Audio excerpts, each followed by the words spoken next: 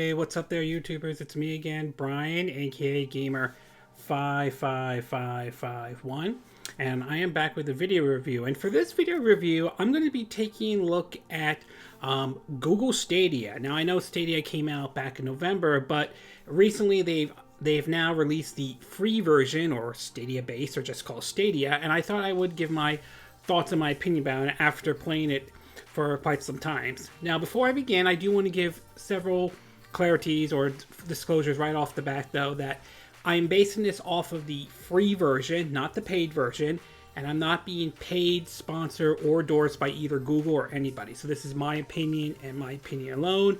And I also want to point out I am basing this off of my internet connection, as depending on the type of internet connection you have, some people may have a good experience with it, others may not, though. When Google announced that they were entering into the gaming world, especially doing the whole idea of, game streaming and all that stuff, not everybody was jumped aboard or anything like that. And some people started to sort of write off Stadia in a way. Many point to, Google's history of releasing stuff that normally they don't last long. Google Plus is a very good example of that, though. And right from the start, Google Stadia certainly got a lot of hate. Some people may say it's justifiable. Others feel they kind of went a little overboard on all that stuff. In either case, though, it didn't get the most positive response out there. When they announced it, I thought it was interesting. I thought the concept was sort of interesting, though, but I decided to take a wait and see approach at the time, just to see how it plays out and whether or not Google will stick with it or not. So when it launched back in November, though, well, the response was not as great. While some have given it saying that it worked, other people did not have a positive response to it. On top of that, though, you had to pay $130 for basically, if I think that's the right price, I'm not 100% sure, for not only the controller, but also the fact that you had to basically, use, the Comcast and so forth, and that you had to also combine with a $10 or subscription fee just to play the games, at 4K, 60 frames per second, and so forth. That was the big thing that they were advertising at the time, though. And well, that not only did not sit well with a lot of people, but it did not become the big success that Google wanted, not to mention missing features like integration to YouTube and so forth, and achievement. So it didn't exactly sit very well with a lot of folks.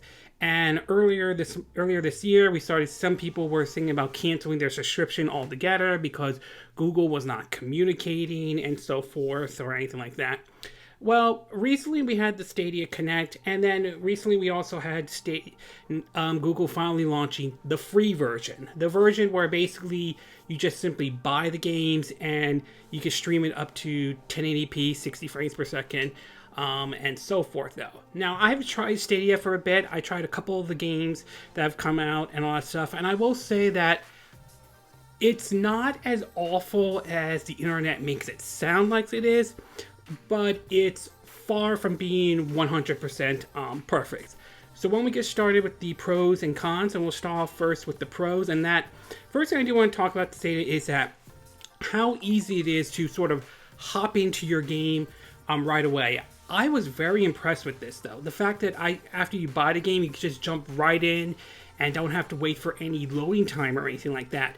One good example is Red Dead Redemption 2. I remember getting that on the PS4. And the long time you had to wait for the game to load. You had like data disc and then the play disc, and usually it would take maybe like, at least as far as I know, up to 45 minutes possibly, and then maybe up to like an hour just to finally load the game and all that stuff. I'm impressed that when I got it on Stadia, I was able to load it up and it didn't take that long. I was able to hop right into the game right away and all that stuff, and that is very, very impressive. I like that approach to what Google's doing with Stadia. The fact that once you have the game, you can just hop right in, no have to wait or anything like that, or like that long wait like you did with like if you had it on the PS4 and so forth. So I'm definitely am impressed with what Google was able to do with Stadia in terms of like hopping straight into your game. The next thing I do want to talk about is the controller. Now, I don't have the Stadia controller or anything like that. I wasn't going to spend like $130 or anything like that. Instead, I've been using the PS4 controller to play Stadia off of my iMac and all, and it actually works very well. When I hop into a lot of the games do recognize that I have a PS4 controller, and you see a lot of the control schemes up there right off the bat and all that stuff. So it's really nice that games are able to recognize it though. You can use certain types of controllers and all. I think there's a list over there. I think you could possibly use a Nintendo Switch controller, but I'm not 100% sure. But even if you don't want to use a Stadia controller, it's nice that you can use controllers like the PS4 or other controllers as well. So it works well with most of the controllers. The next thing I do want to talk about is the 60 frames per second. And for the most of the games that I've played, or the majority of ones I've played, it does stick though. Whether it's Zombie Island 4, or whether it's Red Dead Redemption 2, or Serious Sam Collection, or anything like that, the games do run at 60 frames per second. And that is very, very impressive. Even on something like my iMac, which I'm recording this video on, it is really nice to see that basically this thing runs at 60 frames per second. So a lot of the games do run at 60 frames per second. And last but obviously not least is the fact that this supports a lot of devices. So you can use a lot of the Android devices and all that stuff. Sadly, no iPad or iPhone support. I don't know if that's on Google side. It could be also on Apple side, which if that's the case, I really think Apple needs to change some of their policies and really allow iPad and iPhone support. So it does support a lot of devices, which is certainly nice. Okay, we're going to take a quick break, and when we get back, we'll get to part 2, which are the cons. So we'll take a quick break, and we will be right back.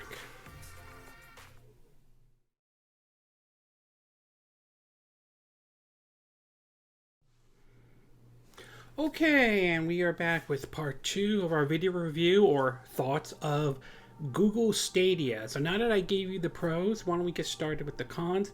And there are, well, several cons I have with Google Stadia, though, or at least the version of Google Stadia that is out right now. We'll start with the first one. Now, as I mentioned in the pro part about the games running at 60 frames per second, and that is true. That does hold up. There are a lot of games on Google Stadia, like Zombie Army 4, for example, Red Dead Redemption 2, Borderlands 3, and so forth, that do run at 60 frames per second, and that is definitely impressive. However, that doesn't mean every single game that they have out there is going to run at 60 frames per second. Case in point, games like Final Fantasy 15 and Assassin Creed Odyssey. Again, both are good games, don't get me wrong. I do think Final Fantasy 15 is a good game. Maybe not as good as, say, like the Final Fantasy 7 remake, though. Assassin's Creed Odyssey is definitely one of the better Assassin's Creed games out there, even though I think Ubisoft's kind of pushing their luck with the microtransactions a bit. I mean, I don't feel like I'm being forced to use them or anything like that, but I do think they are pushing their luck with that one, but that's Ubisoft and all that stuff. Anyway, the point is, those two games, unfortunately, do not run at 60 frames per second. They run at pretty much at 30 frames per second. So not every single game is going to be at 60 frames per second. So I do think for them to advertise it as playing your games at 60 frames per second or streaming it, though, well, some may argue it's being misleading. Others may have a different view on that. But the point is, not every game is going to run at 60 frames per second on Google Stadia. The next thing I do want to talk about is the business model. And this is where some people are kind of mixed about. Basically, what we have now is you have a free version and the pro version. Basically, with the pro version is that for $10 a month, not only do you get several free games, though, you can stream your games at 4K 60 frames per second, although that's kind of debatable, as not every game is doing that and all that stuff. There's that issue with Doom Eternal, to be exact. On top of that, you can also get discounts on certain games as well. I would say the business model is kind of mixed, though. I mean, personally, while 4K is nice, it's not the most important thing for me to have, though. I mean, for me, if I'm going to use Stadia, why spend the $10 a month when I could just play, buy the games there and just get it streaming at 60 frames per second? I mean, to me, I believe frame rate is more important than graphics. Some may have a different view on that, though, but I just don't think it's worth spending the money on the Stadia Pro or anything like that, especially since now you can just, buy it and just buy the game and that's it. You just stream it and that's all. That's that, though. So I would say the business model that Google has for Google Stadia is certainly mixed. And the next thing I do want to talk about is the connection issue. Now, depending on your internet connection, though, some people may have a solid internet connection, others may have a not so solid internet connection. For the majority of my time with Google Stadia and playing certain games, I've had a very good internet connection. I've been able to play my games and do all that stuff. So at a very good, very good connection and so forth. That said, it's far from being 100% perfect, though. There were occasions with some games where there were certain issues. For example, Rage 2, there was one occasion where there was this issue with the syncing with my controller on Stadia, and I had to get out the game and then go back in, and eventually that fixed it. Same issue I had with Assassin Creed Odyssey as well. That also had some issues as well, to the point where basically I had to they kicked me out of the game and all that stuff because there were certain connection issues. Luckily, when I went back in, they let me finish where I was left off. So that that's definitely good on Google's part. And Borderlands 3, just the issue when you load that game up is that for some reason it takes a little bit for it to recognize your controller, regardless of what controller you're using, and it only took until I hold down the or in this case, since I'm using the PS4 controller, the PlayStation logo on there, where it shows you could exit the game or go back to the game you're playing, only then was it able to recognize the PS4 controller. So, depending on how solid your internet connection is, you may have connection issues, you may not. For me, though, like I said, majority of the time, connection issues, my connection certainly wasn't awful or anything like that. I was able to still play the game and still enjoy it. But every once in a while, there are certainly some issues. Plus, frame rate can sometimes take a hit, and visuals can take a hit a little bit, though. The next thing I want to talk about, obviously, is the visuals on Google Stadia and all that stuff. And I will say, it's a mixed bag, though. Some of the visuals of the game don't look terrible or anything like that, but some of them aren't exactly, shall we say, 100% great. If you look at some of the details or look very closely, some of the visuals are like, and all that stuff. I mean, personally, though, like I said before, I'm more about, gameplay over graphics. I prefer a solid, steady frame rate over visuals any day. I mean, example, when I play Neo 2, I go with action mode over movie mode because I prefer that solid 60 frames per second over any graphical bells and whistles. Like I said, some people may see that differently, but everyone has their own view on that. But I'll say from a visuals perspective, some of it doesn't look too bad, but some of it doesn't exactly look great. And last but not least, I do want to talk about is the capture feature for Google Stadia. Now, for some reason, maybe this is because because it might be my computer or something like that, but for some reason, the capture feature does not seem to work. Despite the claim that they tell you that you could push F12 to capture a screenshot or hold down to capture 30 seconds of it, it doesn't seem to work at all. So I don't know if that's on my part with the computer or if that's on Google's side. But even if it did work, the fact that you can only capture about 30 seconds is somewhat of a disappointment compared to what Nvidia is doing with their GeForce Now, where you can easily record. I mean, I've recorded that gameplay up to like an hour or so, and that was done, I think, very well and so forth. So it is a little disappointing how the capture feature is currently right now on Google Stadia, though. Maybe they'll update it over time. Maybe they'll start adding features like you can actually do a better job with the recording and maybe actually upload it to YouTube and all that stuff. But for right now, it's a little disappointing what they have to offer for the capture feature, and at least as far as it on my computer or on my iMac, as far as I'm aware of, it doesn't work. Overall, I would say Stadia, is not as awful as the internet makes it sound like it is. There are certain things I do like about it, and I definitely do see the potential in it though. That said, it's not 100% perfect, and I still think Google has a ways to go before they can really for Stadia to take off it though. I like the idea that you could easily hop into the games right away. You don't have to wait for any downloads or anything like that. I like the fact that the majority of the games do run at, or at least the games I played, do run at 60 frames per second, and the fact that even if you don't want to use a Stadia controller, you could hook up something like a PS4 controller and be able to play it though. However, it's not 100% perfect though. The business model certainly is controversial in terms of the way Google is handling it though. Connection, depending on where you are and how solid your internet connection is, you might have a good experience or a negative experience though. And obviously not every game is going to run at 60 frames per second though. So yeah, that's a little bit unfortunate though. Hopefully that changes over time, but right now you're not getting, if you're playing Final Fantasy 15 or Assassin's Creed Odyssey, you're not getting 60 frames per second though. Do I think Google Stadia has potential? Yes, I think there are certainly some areas that Google needs to do a better job. Certainly better job in marketing and advertisement. And if Google is very serious about Stadia in terms of long term, they're going to have to really step up the plate and work really hard on it.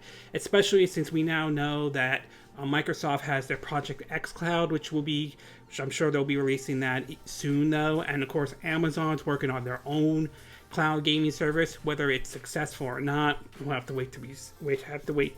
That remains to be seen. But if Google is very serious about it, they're going to have to really step it up. As for whether or not this is going to replace, your PS5 or your Xbox Series X or anything like that, or any console, I would say for now the answer is no. I don't see Stadia, at least at this moment, replacing a console or anything like that though. Does it have, or could we reach a point at one time, or excuse me, will there be a point in time when eventually consoles will fade out and we'll go to like game streaming?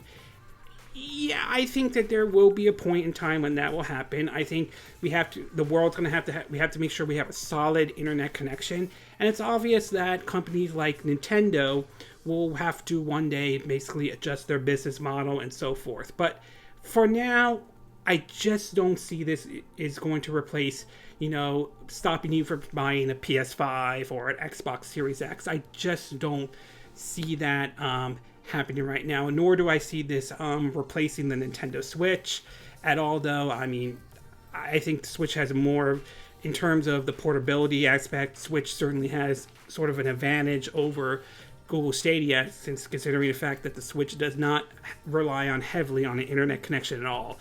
Though, good example, when I went on a trip to Poland and Germany on a tour bus, that had an internet connection.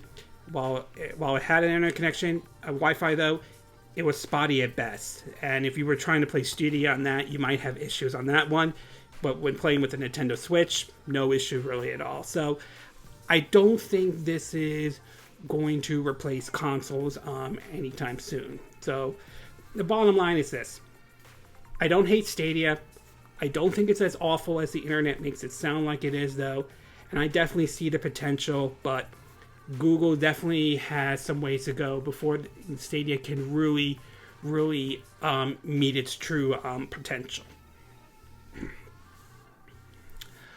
Okay, this concludes my review / thoughts on Google Stadia. And again, these are my opinion.